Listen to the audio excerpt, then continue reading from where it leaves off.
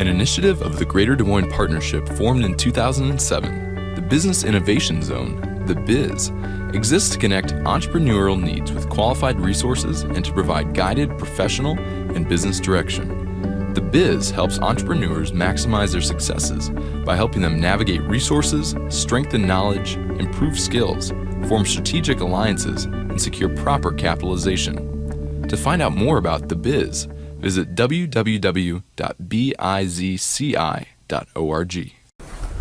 Well, welcome to our temporary facilities. We'll be here again next month, and after that we're going to have to find a different temporary home until the partnership gets a permanent home.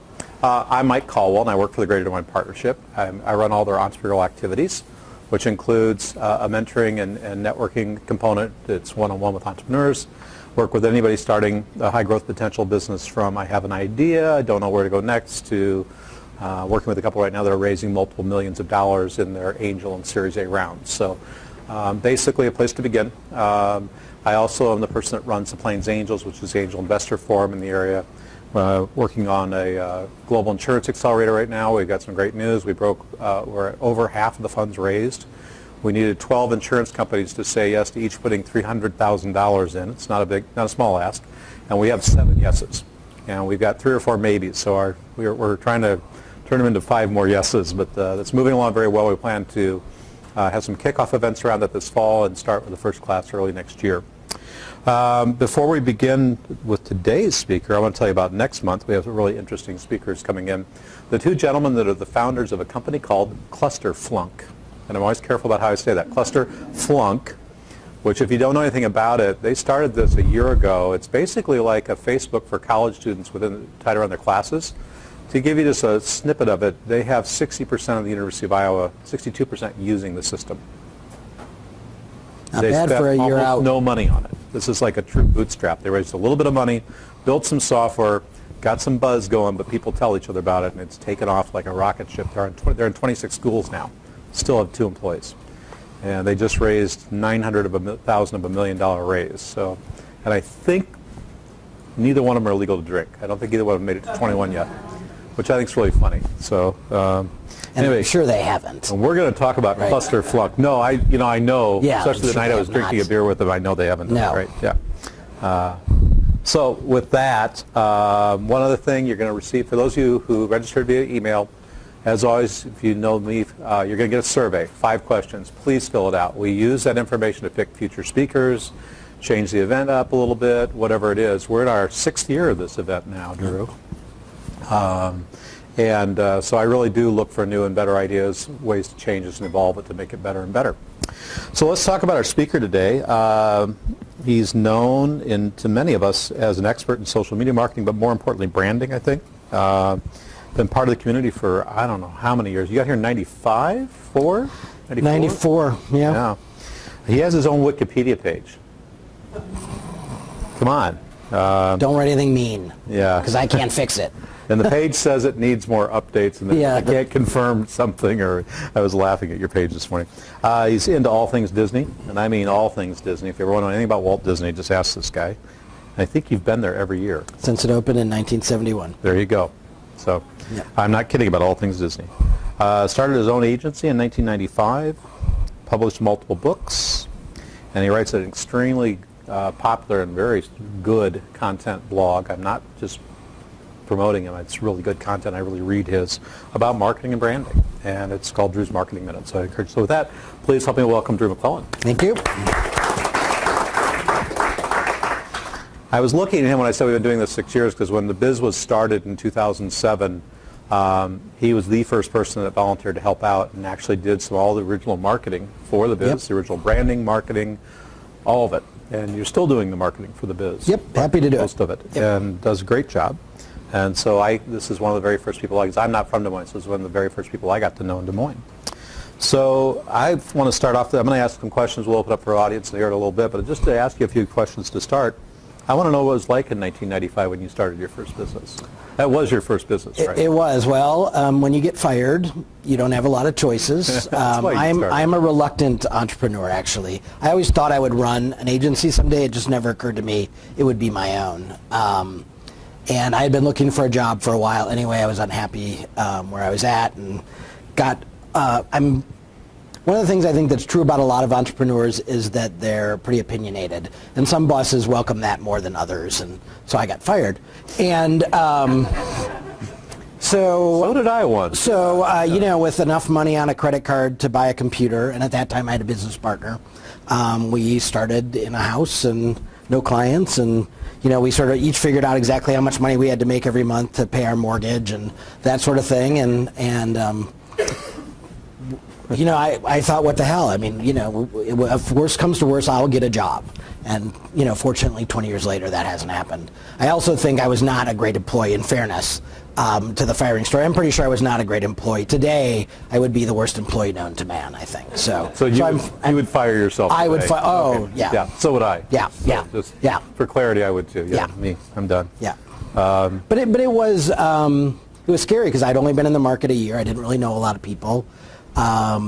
We had a no-compete, so obviously we couldn't go after the people that we did know at our old agency, right. And so it was scraping by. But we learned really quickly that, and I know that there are some agency folks here, you learn pretty quickly that once you define your brand and you start finding a couple customers, and they start talking about what it's like to work with you, it exponentially grows. And that was really how we started. And then a big, huge gain for us was the day I got a call from Connie Weimer saying, hey, would you write a column for the Business Record? And that was 10 years ago. And that and social media really completely changed. We were just a little local agency, and everything changed. 10 years ago, it all changed. I wanted to dig into that because that was something you had to do where you're not getting paid. Right. But you're not paying for it. Right. You literally ended up with a column out of the deal. Right. So I've had McLellan Marketing Group has basically had an ad in the Business Record every week for 10 years. It's better than any ad and not paid for. Right. Right. Yeah. Because I was willing to say yes. But honestly, when Connie Weimer invites you to lunch and asks you to do something, you go, oh, yes, okay. So. Yeah. No, I just think is we have a startup right now that called Rocket Referrals in the area. Yep. That one of the gentlemen there reached out to him and said, hey, would you like me to write a guest column about referrals? And I see his face, I don't know, once a week in the daily email blast. He's in there all the time just because he's producing great content. Yeah. It's just an amazing free way to do marketing. So did you know everything you needed to know when you started your business? No, I didn't know. I was really good at doing marketing and advertising for clients. I didn't know anything about running a business. And so, learned that the hard way for a couple of years, and then I found an organization that was run by a former agency owner who realized that, like most of us, whether you're a butcher or a baker or a candlestick maker, when you start opening your own, candlestick making shop, all of a sudden you're taking, I'm really good at this, but now I have to run a business doing that, and that's a whole different skill set. And so he realized that agency owners mostly were people who were great writers or great account people or great art directors, but didn't really understand the business side of the business. And in fact, I think a lot of people go into the agency business because the business side of business is sort of repugnant to them, the idea of numbers and accounting and all of that. So especially back in that day. Today with metrics and stuff, I think you have to sort of be good with numbers. But back, in the 80s when I started, you didn't really. It was branding and, messaging. So I became a part of that organization and learned how to be a good business person. What was that like? I mean, because it's something that I wish a lot more people would take advantage of. There's CEO circles. There's one here in town I know of. I can't remember the name of it, but where you get together with people that are your peer group. Was it as big a help as I'm thinking it was? Well, what was awesome is we were put into these networks, but everybody in your network owned an agency, but they were from other parts of the country, so they weren't your competitors. Mm-hmm. And one of the requirements was you had to show your full financials twice a year to each other. We got together physically. We all flew to the same place and hung out for 2 days, and we'd have speakers come in and talk about best practices. But you had to show your full financials, so there was no faking it. And so it was life-changing for me. We became a real business, and we started putting in systems and practices that I knew we should do, but I didn't know how to do it. And so to be able to either pick up the phone or sit across the table from someone and say, okay, project management, how do you do that? And what do you do when a client doesn't pay their bill? And okay, I've got an employee that I need to talk to somebody about. Having a safe place to do all of that was remarkable for me. Yeah, that's something I have to say. It's a lot of the programs I see for training, like second generations into a business, is the same thing. You share your full financials. You get it in a non-competitive space, and you share all your financials so it holds you accountable. I mean, it's embarrassment to show up 6 months later with bad financials, so it just motivates you. And it's well, and just looking at how other people set up their financials, you learn things, and you know, unless you have that background, you have to learn it somewhere, and it was just a safe place to learn. So, and this we're leading into the rest of the story. So the rest of the story on this is? Well, the rest of the story is the guy who owned that business approached me about 5 or 6 years ago and said, and by then, you know, we were kind of in our groove with social and digital and all of that, and he was an older guy, and so that was one of the things he couldn't bring to the group was sort of that expertise, and he said, you know what, I want to retire in a few years, and I need a successor. I need someone to take this business on and be the advisor to all these agencies, and I think you're the guy. And at first I was like, I already have a full-time job, and I already have the risk of owning my own business. I don't really want another, no. And he was pretty relentless, and after about a year of discussion, I went and I found a guy in town who helps people buy and sell businesses. And I said, help me figure out a way to buy this business that I take no risk, so that if it bombs, because the lion's share of the income from this business is people paying an annual fee to belong to these networks, right? Well, so I thought they've loved him for 15 or 20 years. What if I show up and they go, this guy is a jerk. I don't want to belong anymore. And all of a sudden I'm buying a business that has no revenue. So the guy helped me figure out a way to do that. And it was basically I would pay him per head out for a period of years, so that if people left, I was paying less. And we put a cap on it, so if I grew it to a certain point, he had some upside, but if I really grew it, I had upside as well.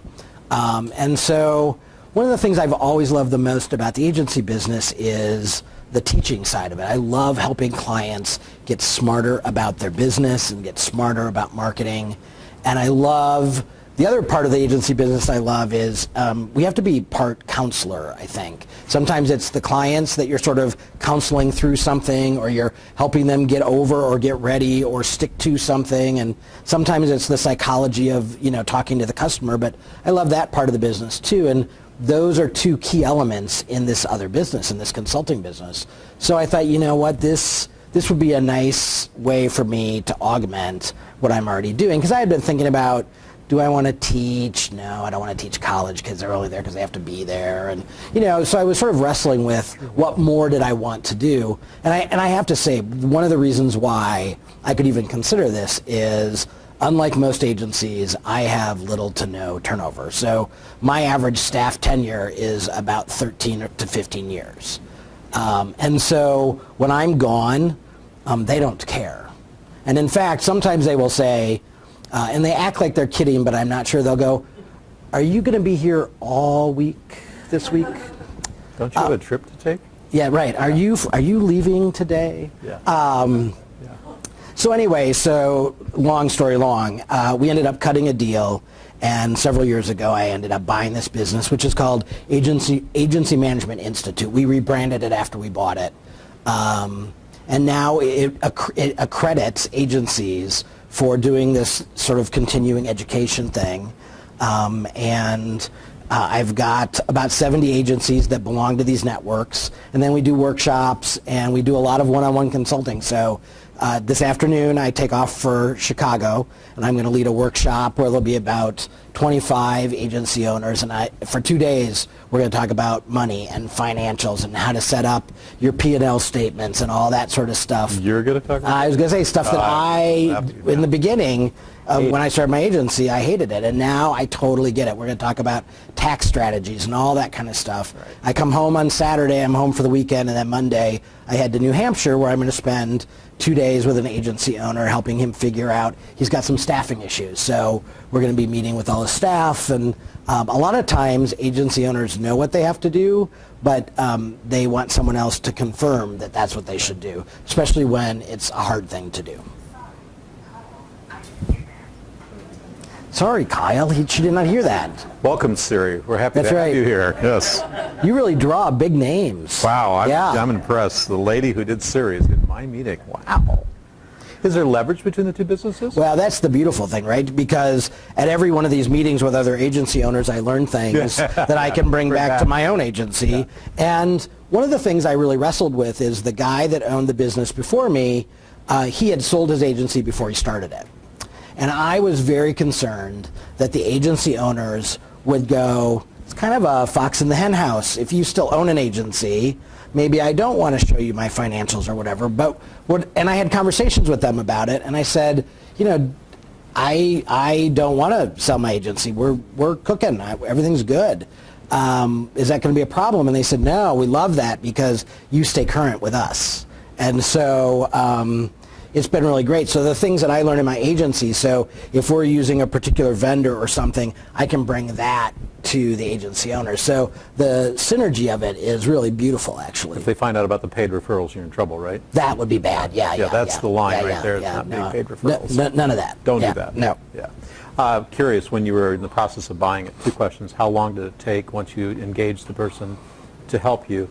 And second question on that one, as you went through the process, did you actually talk to his customers about it? Well, remember, I was one of his customers, so I knew. Yeah. So I had a group of agency owners, so I did confide in them and said, hey, Dave has approached me about buying this. What do you think? And they were all like, that would be awesome. Because I thought of all the people who might have a problem, here's somebody where I had been their peer, and now they were going to pay me to hang out with them. And they were excited and thrilled. And once I sat down with this guy, and it's one of those things where we preach it to our clients, of course, get outside vision, have somebody else look from the outside, different perspective. I could not figure out a way to buy this without taking risk. And within a half an hour of telling him how the business worked, he said, oh, well, if you just do this, and then you're set. And I was like, oh my God, of course that's exactly right. So, a good reminder that we don't have to know it all. Yeah. And even if we think we do, we should still go ask somebody else. Yeah, right. So really the deal was, and the other factor in all of this is, I have a daughter who's now 21, but at that time she was still in high school. So I wasn't willing to buy this business because it involves a ton of travel. Last year I was on 125 planes. And some of that's for agency clients, and some of it, it all sort of blends together, but nonetheless, a lot of travel. But I wasn't willing to do that while my daughter was home. So I also had to time the purchase in a way that it coincided with her going off to college. So once we got the deal cut together, he had to wait about a year till I was ready to do it. Yeah. And then I spent a year traveling with him, meeting everybody, attending the meetings, teaching the workshops with him, and then on the anniversary of that first payment, he just completely checked out. Nice. And that was our deal, was he couldn't contact them. If they contacted him, it was okay, but because at first he wanted to do some consulting, I was like, no. So basically he just fishes now. Good. So, yeah. So looking back, was it worth doing? Yeah, it's exciting, it's fun, it's rewarding. I'm smarter about my core business, which is great. It's not a full-time job, and because of the staff that I have, my agency job doesn't have to be a full-time job. I was worried about clients from MMG feeling like I was harder to get a hold of, and the reality is they don't care. We talk on the phone, we talk by email. I'm home often enough that when we want to physically get together, we can. And I think they like the fact that I have this broader perspective. So it really has enhanced both businesses. And someday when I'm really old and I don't want the grind of an agency anymore, that'll be what I retire to, is just the one business, I think. And you like to travel. And I like to travel, right? Even though if you read his Facebook or... United is very bad to me, but I like it anyway. Yeah. I was going to say, I think you like the part of arriving. I am the Bermuda Triangle of travel. I have people email me and say, we're planning a trip to Europe. Are you traveling on this day or this day? And I'll go, yes. Okay, we're going to move. We're going to leave a day early then. Yeah. Okay. Yeah. So The tweets are legendary. Yeah. Yeah. Yeah. So I'm going to ask you one more question about this. Now I want to turn it up with some Sure. questions. So if you start thinking about what you'd like to ask, how are you marketing your new business, Mr. Marketer? Well, actually, that's been part of the fun, right? I mean, and that's been one of the huge advantages in terms of, I was thinking as I was driving down here, there are lots of ways to be an entrepreneur, and I did it the way we all think of, which is start from nothing 20 years ago and just grind it out. And in this way, in this time, I bought an existing business. We did rebrand it. We built a new website and all of that. But because I have the agency, that wasn't so tough because I had all the resources. So one of the things that's happened is my employees really end up working for both businesses back and forth. And so that's a great way to leverage that in terms of managing the cost side of your business. I'm getting double bang for my buck really, right. out of my own team. So we're marketing it in all the ways you would think. I mean, we're doing a lot of digital stuff. I try and get published about once a month in an Entrepreneur or an Inc. or a Washington Post or something about running agencies and or a small business. And so leveraging that content to hold us up as the experts. We just engaged, there's a research firm out of Arizona that specializes in working with agencies. And she does some amazing audience audit research where she really digs into not only she looks at demographics and she tells a story about how you can have 4 different women that are all buying candles, and one buys it because of how it smells, and one buys it because of how it looks, and one buys it because it's packaged well so it looks like an expensive gift, and she drills down to that sort of motivational stuff. So we just engaged together, partnering, to do a study to find out why people hire the agency they hire. And so then we're going to go on the conference tour together to talk about that. So those are the kind of things we're doing. So very much along the same lines as we preach at MMG, it's really about demonstrating your expertise and being useful, and then and then it's all about content. It's all about content. Yeah. Yeah. And I agree. That's what it's becoming for almost every business, Yeah. about content. Let's open it up. Questions for Drew? Yes. So after 20 years, you kind of get into a groove, you kind of Yeah. try something new, and then that's very successful, and you keep doing that. What's kind of your trigger? Where do you find that you need to start shaking things up a bit on the way you do things? Well, the great thing about what we do for a living is it's never constant. So, when you think about, I can remember being in the business when trying to talk a client into having a website was crazy talk.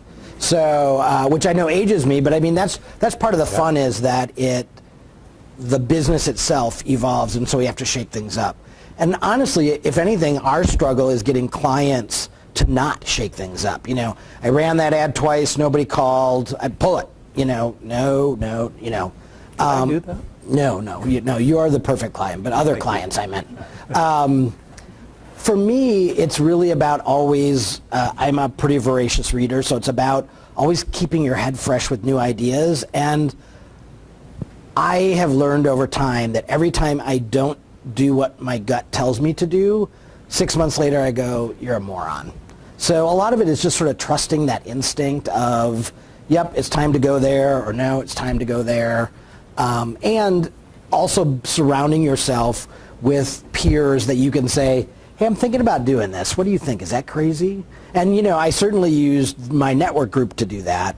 But I also have, a mastermind group here in town, and I have colleagues like Mike and other people that I can go, okay, I just want to run something up your flagpole and see what you think. So I like to double check to make sure, because I can be a little impulsive, and so sometimes I need somebody to talk me down off the ledge and go, maybe that's a little too extreme, or maybe you could do it that halfway. The key to that, too, I think, is, and those are all great points, is that you have to have peers you can trust to tell you the truth. Absolutely. It's the entrepreneurs, I was having a meeting with a couple entrepreneurs this morning where the clients won't tell them the truth. They're telling them what they think they want to hear. They're trying to be nice to them. Midwest nice is deadly for an entrepreneur if it's delivered in a way just to make you feel good but tell you the wrong thing. Yeah. You don't say, Drew, you're an idiot. I don't do that, but I might say, I don't get it. Right. I'm not seeing why you're in return for what you're doing. Right. And that is really hard. Or I sometimes see to a red find people- flag here. Yeah. To find people who will actually go, I'm not understanding what Yeah. you're saying. I just don't, I can't connect with this idea. I'll tell you the other thing that we've done several times over the years is we've engaged a third-party research firm to talk to our clients. Yeah. And although that's always a little painful because you think everybody thinks that you're just the cat's meow, and it's gratifying. You hear a lot of good things about yourself, but we have never gotten the results of a survey back where we have not made changes, Right. where we didn't go, I didn't know that was a problem. Okay, we can fix that. And again, some of that gets to Midwest Nice, and we are really fortunate. Not only do I keep employees forever, but we have a lot of clients that have been around for 15, almost the whole tenure of the agency. And so they, you go to each other's kids' weddings and you get to be friends. And so I think it's even harder for them to go, you know what, your billing system's kind of a pain in the ass, or whatever it is, right? But they will tell that third person because they kind of want you to know. They just don't want to say it to your face. So that's another way to know when it's time to make a turn. I highly encourage you to do that. It takes courage, but it's worth it. Yeah. Question? Go ahead. You spend a lot of time on the road and interact with people all across the country. I suppose that you represent Des Moines, Central Iowa, what's the perception like? What are people saying? How does the interaction go? Yeah, What's the perception, Central Iowa? That's a great question. I have a lot of people go, where do you live? And I'll say, Iowa, and Des Moines, Iowa. But I'm a pretty big cheerleader for Des Moines. So on my Facebook page, whenever we hit a list or we get a thing, I'm putting it out there. And, and I will say to people, you have no idea how awesome it is to live there. And if you want something that's not in Des Moines, you're a 2-hour drive or 2-hour plane ride away. The perception is actually changing. So I've been here about 20 years, and in the beginning, I took a lot of flack for living here. Now, granted, I grew up in Minnesota, and the Minnesota-Iowa thing. But now I think people are kind of envious of the quality of life we have, the cost of living that we have. So I think it's changed. I think the partnership and other things there's been a concerted effort, whether we see it or not, there's been a concerted effort to put Des Moines on the map nationally. And I think the fact that we're on all those lists is one of the things that tells us that. That doesn't happen by accident. And I do think that the world is changing its view a little bit. Now, I will still get people who will make, comments that I'm pretty sure that means they think we all have outhouses in our backyard. But for the most part, I think they think it's kind of a hip and happening place. Yeah. So it's really changing. Dennis, you had a question. Relates to the fact now you have two businesses. Yeah. And they're so complementary. They're obviously, it makes total sense to have those two pillars going and making revenue off of both sides. But having been blessed with an opportunity to spend some time with my friends at the IRS, I was just curious, how have you found, do you have any special processes in place to be prepared when whatever because it sounds like you're using people from this business to help you with this business over here, and what does that add as far as layer of trying to keep that? So if I can summarize that just for the sake we record that. What are you going to do if you get audited, right? Yeah. How do you not mix the two sets of books and get audited? Well, you know what? The consulting business is a division of the agency. So in terms of corporate structure, it falls in underneath McLellan Marketing Group.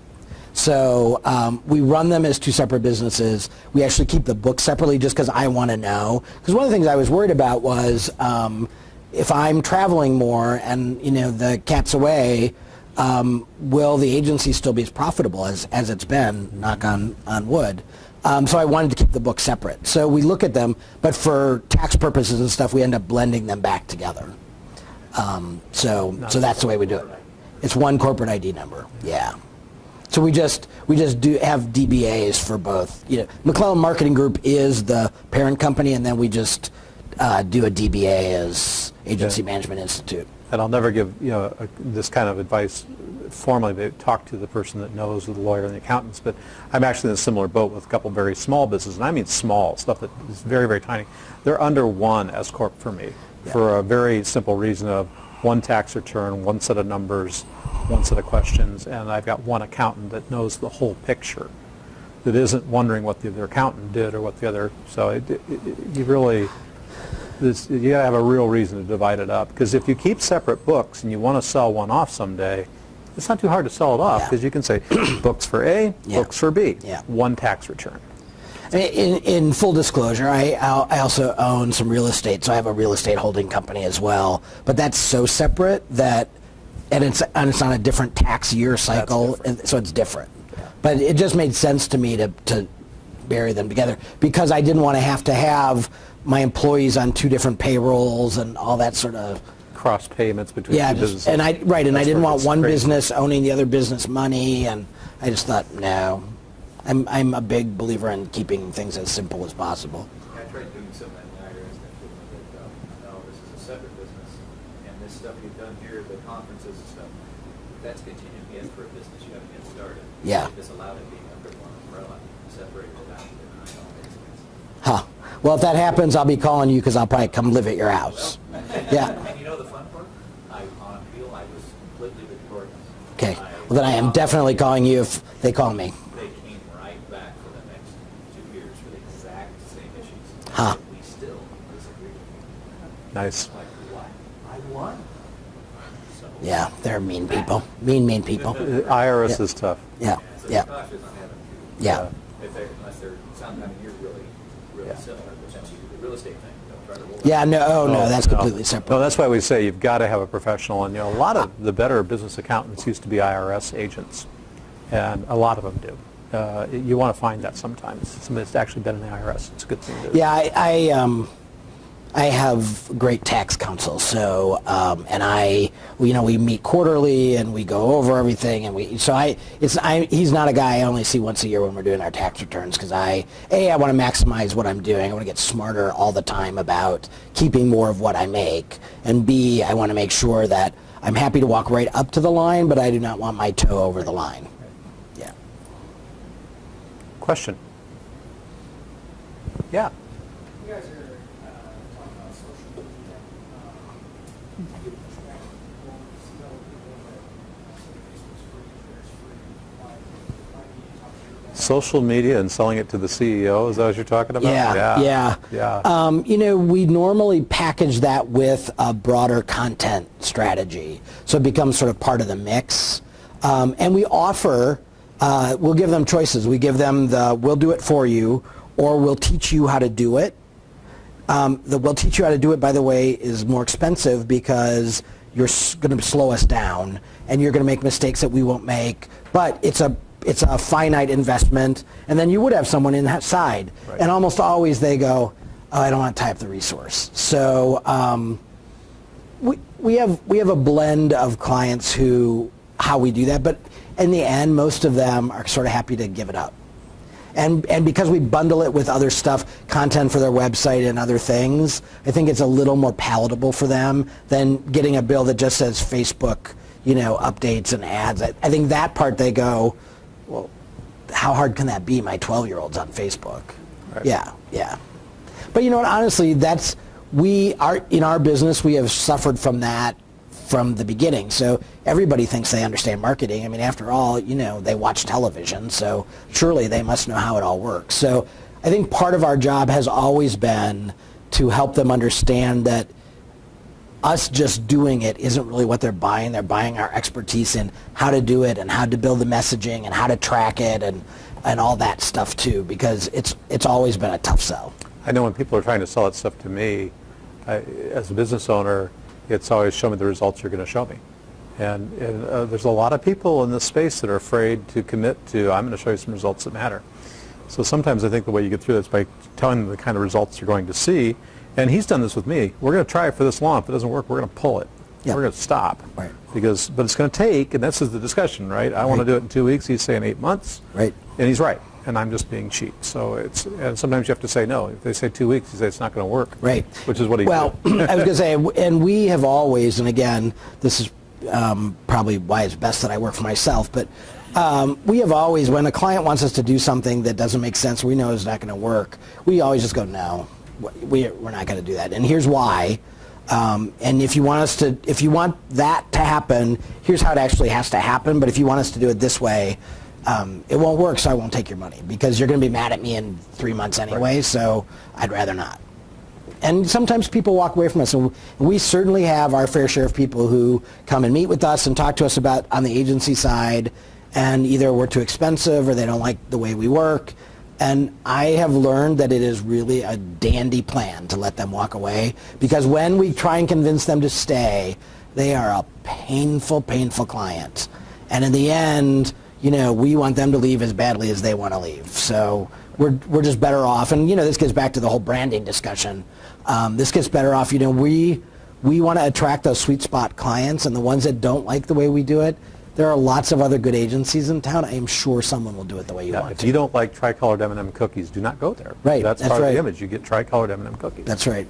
So let's talk about- MMG colored cookies. Yeah, he has custom M&Ms, MMG M&M cookies. I love it. So let's talk about branding for a minute. So Okay. we were laughing about this beforehand, but branding's a really interesting discussion area, and I wanted to bring up and chat for a few minutes about Cluster Flunk. Yes, it's a doozy. So when Cluster Flunk got started by two, at that time, 19-year-olds, several of the key advisors said that brand's horrible, it's terrible, it's ugly, it's offensive, it's dumb, it's hard to say, it's whatever. And the two 19-year-olds were smart enough, in my opinion, to keep it. And I kind of want to talk about that when it gets into owners and investors and customers about brands, because I think this is a good example. So I'm going to tee you up and let you go. Well, my guess is that these guys were a little lucky. They were lucky that they were the same age as their audience. Yes. So what they think is funny and clever, so does their audience. Right. My fear is that if they're typical of most 19-year-olds, that's what they would have named their company if they were selling to 50-year-old CEOs too, right? Probably. So they fell into branding good luck in that that's the kind of name that 19-year-olds think is funny, and so of course it catches their eye. And you got to click on it. Yeah, and so they were right to leave it alone. Oftentimes brands get a lot of pushback about their brand, and either that they're too stuffy or they're this or that, and as long as it reflects who your sweet spot customer is and who you come off as being. I think that's the greatest compliment that a business can get. When someone has interacted with you in the digital space and they've interacted with your brand, when they meet you in person and they go, oh, you're exactly what I thought you were going to be like. This is your office looks like what I thought it was going to be. You are exactly, then you know that you have sort of delivered the brand that is authentic enough that you walk in the door and you live it. And I don't care what an investor says, if that is authentic to you and it aligns with your customer, that's the right brand. And that's a hard thing to deliver to a lot of people, because I work with a lot of startups that say, well, I want this. And the tough part about being a business owner is you don't matter. It's what the customer wants, and what the customer's going to react to, and what you want really has no value. Unless you can't pull it off. Unless you can't, if the brand is so foreign to who you are and how you are, Absolutely true. Then that's going to be a problem as well. It has to align on both sides. But if you're a 50-year-old woman selling to 12-year-old boys, you've got to find a way to make your brand relevant to the 12-year-old boys. Yeah, true enough. Yeah. Other questions? You guys are quiet. Yeah. So, at what point, I sort of just the rest of the startup, it's not for just over a year, and at what point do you suggest someone adopt this sort of comprehensive marketing plan? Or, obviously it's in place from the beginning, but at what point does someone on the list? So when does a startup start looking to an agency? Well, there's probably phases to that, right? So, and some of it's budget and some of it is just, I think it's really helpful in the very beginning. So when you were starting, to sit with somebody else and just talk for a couple hours about the vision and where you want to go and the path that you need to take to get there. So sometimes I think it would be wise for someone in your place to hire an agency just to help you put together the plan. Even if you execute everything, that maybe once a year or once a quarter, once a year you write the plan and then once a quarter you tweak the plan, because it never evolves the way you think it's going to. And maybe that's A, all you can afford, and B, maybe it's all you need. Right. It's not all just about affording. For a lot of startups, they can do a lot of their own marketing, and so there's no reason not to. And in fact, sometimes an agency gets in the way. It really depends on the business.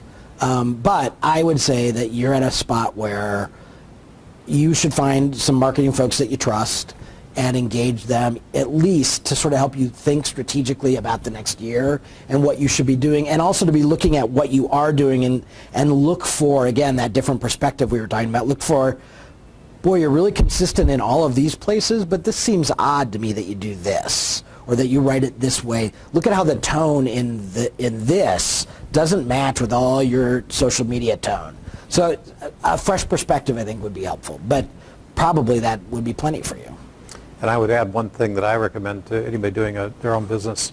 There's a lot of areas we look at that we don't have situational expertise. I'm not a professional financial person, so a lot of stuff looks easy to me, or I just make these silly assumptions. And one thing you'll find, if you make yourself do every job in your company, just even for a while, you get a much deeper appreciation for what the job really is. And you also get enough learning to tell when someone's probably pulling your leg. There's a very famous guy in Inc. magazine that writes a column about mentoring startups. And one of the things he makes every startup he works with do is do their own financials on paper with pencil. No spreadsheets. You will do your financials manually because he wants you to understand exactly where your money's going. Because it's your lifeblood. And if you don't get that, you're going to die, most likely. So he's not saying do it forever. He's saying do it to the point where you understand how your books work, then put it digital, then hire your bookkeeper. But at first, learn how it works by doing. And I think this is one area that doing a little of your own marketing will teach you whether this is something you like. Are you good at it? Do you understand how to measure things? Do you care about it? Does it have, those kinds of things? The other thing bringing somebody from the outside can do is a lot of times when we sit down with a potential client and we look at what they've been doing on their own, they're doing too much.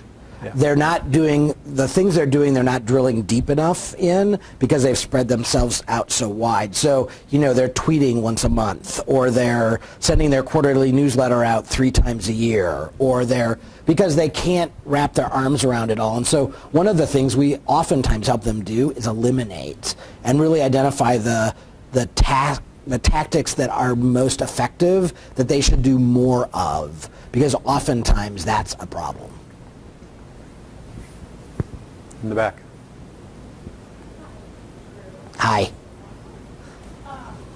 Question with regard to people who are agents and as well as what do you see now is it's typically an agency of traditional agency service compared to content and online social methods. Is that reflective of companies adopting that as well? Yeah, great question. Could you restate it just for the kids? Yeah, so the question is, both in my own agency and the agencies that I work with, what's the blend of traditional agents marketing versus digital? And the other part of that you didn't ask but I will answer is, what's the blend of traditional employees versus virtual employees? Because those things are all happening. So when I started in my own network, so 15 years ago when I joined my peers, everybody was mostly doing, as you might imagine, traditional, and some of us were doing this crazy new thing with the web, right? Today, most of the agencies that had either older owners who didn't want to dive into the digital space, or they had a client mix at the time that had no interest in the digital space, so they didn't bother. Those agencies don't exist today. Literally, they're gone. The recession wiped out, a ton of agencies. They just couldn't survive. Most agencies today, I would say, are spending 75% of their time. Well, a couple things. One, a lot of agencies aren't making as much stuff, right? So they're spending about 75% of their time on digital strategy, creation, content, all of that, and maybe 25% in the traditional space on average, I would say. There are plenty of agencies that all they do is the digital stuff, and that was the rage for a while. But I think what a lot of clients realized is they want a marketing firm that helps them do it all, and sometimes that means traditional stuff. So either the digital agencies partnered with a traditional partner, or they added that skill set. their mix. The other big trend that's happening, and it's fascinating to me, and my agency is a great example. So I've got 4 or 5 folks here in town, and we have 7 or 8 employees that live all over the country. And 5 years ago, that wasn't the case. In fact, I have employees that I have never physically met. But I know them. I know all about their families. We talk all the time. We just haven't been in the same place at the same time yet. So that's one of the other big trends, is that agencies, agencies used to need their people all in the same place because you had to, kind of punch in and punch out. And as agencies and that work becomes less tangible, we're printing fewer brochures, if you will. Where the employees are, it becomes less important. So today, I would say I probably see about 250 agencies a year through the workshops and my own networks and all the other, and the consulting. And I would say a third of them have at least one employee that does not live in the same state that they have their home office. And in some cases, there are many of them where I talked to a guy the other day, he has 200 employees, 5 of whom go to an office, and the rest are all over the country. Yeah. As a follow-up. Sure. To that, thank you for throwing that in, so sort of very time. And I can follow up with one of mine that work for big agencies in New York, and most of the people do content and digital development and working, describe themselves as either freelance consulting or nomadic or work traditional. And but I find that in particular that selling clients or even agencies on that is difficult. I kind of sell, I come up with what I tell agencies they should look for, and an employee that has that kind of talent, but it's not necessarily their taking to the office. And how would you push yourself then?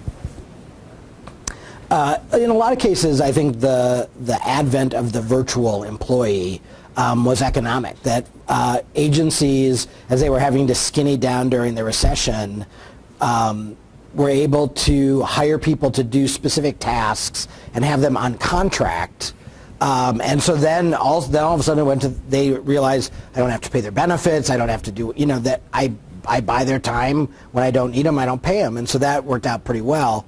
And oftentimes what happens is that's how the relationship starts. It starts as somebody is freelancing for 3 or 4 different people, and as an agency finds this person is reliable and valuable and good, they start buying up more of their time. Well, there's a point in that economic scale where paying their freelance rate is not as economical for the agency as having them on staff, even if you have to give them benefits. So I think that's how a lot of agencies ended up doing it, actually, was they ended up buying contract, and then eventually after they get to know them. And so that would be how I recommend it, is, hire them on a contract basis, in essence test drive them, and if they do well, then you guys can talk about whether or not an employment relationship would be better.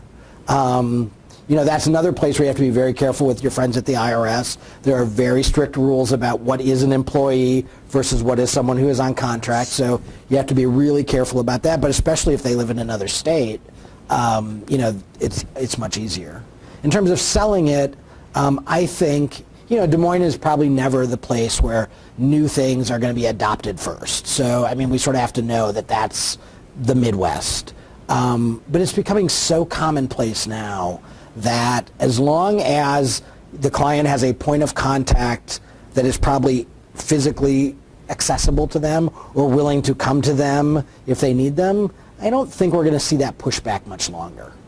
In fact, I can't remember the last time a client said to me, now, Cindy, who's working on that for me, does she live in Des Moines?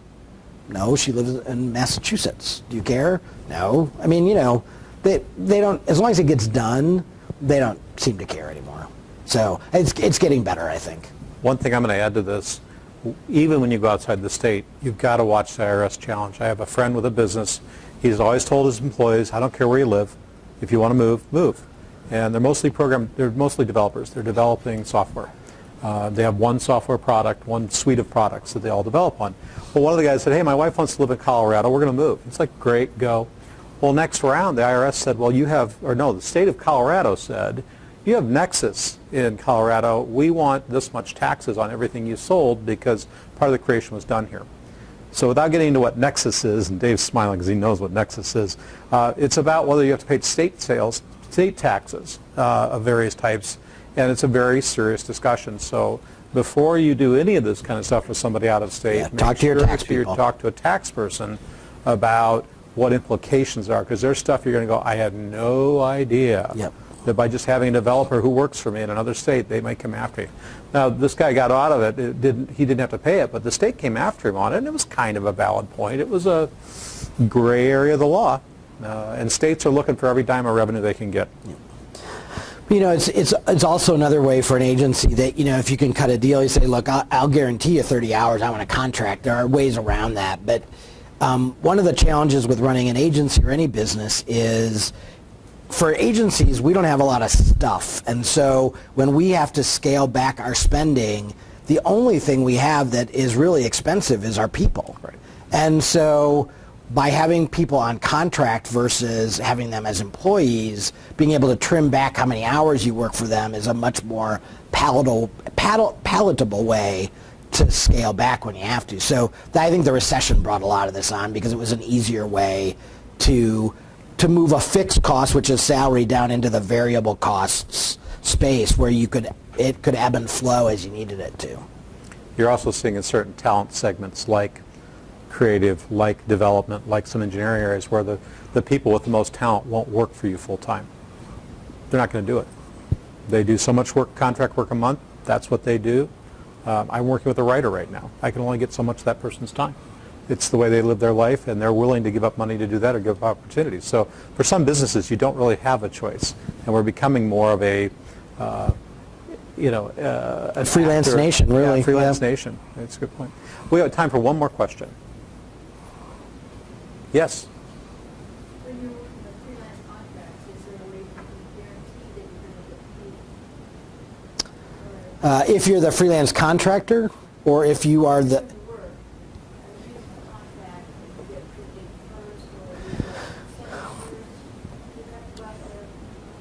Well, you know, in our world, it's a little different because we're not considered a freelancer, but I think the freelancers are in a precarious position. So I think it's one of the reasons why they like working with agencies is because, as a rule, you know, they're pretty good about, you know, paying their folks. I think freelancers should ask for money up front. I do too. Unless they have a long-term contract with somebody. So just like we're trying out a new freelance person, they're trying us out too. So I don't think there's anything wrong with saying for the first 6 months of our relationship, I'm going to give you an estimate for what I think that work is going to be. And by the way, we don't hire freelancers by the hour. We do it all by project. But so you'd say, okay, well, that's going to be $5,000. Okay, I want a couple $1,000s up front. And after 6 months, after I know how you pay and all of that, then we can revisit that. I don't think there's anything wrong with that. I think you hit on a key point. When you're selling hours, that's really hard to get paid on the hours because they're always wondering, well, how many hours did you really spend and what did you bill me?